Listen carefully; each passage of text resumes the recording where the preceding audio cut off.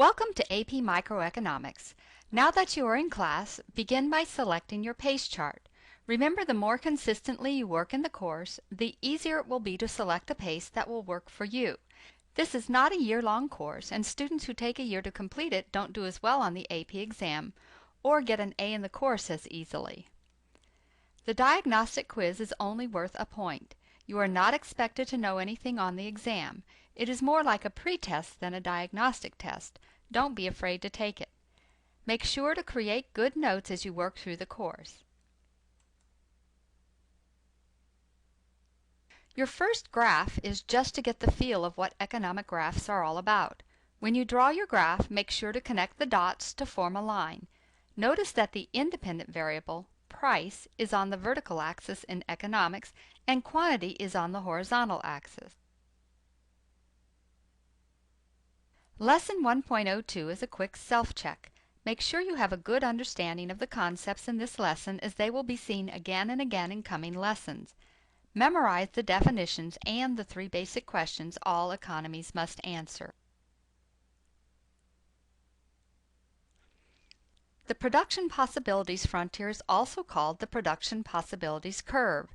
Make sure you can draw the frontier as demonstrated in the lesson. Memorize the 3 factors that cause the production possibilities frontier to shift. Learn the types of economies for the AP exam. You won't see them often, but they do show up. Lesson 1.05 is about different types of cost.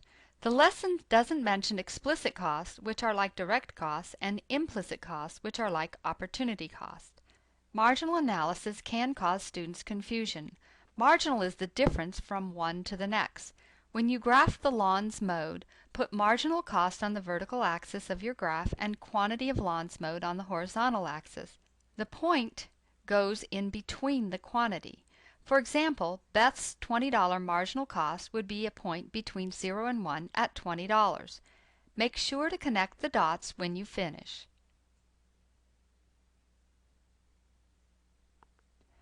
One 1.06 is about absolute and comparative advantage. When defining absolute advantage, make sure you talk about efficiency. Know that the nation or person with the absolute advantage is most efficient and therefore can produce the most or produce in the least amount of time. Comparative advantage is based on who has the lowest opportunity cost.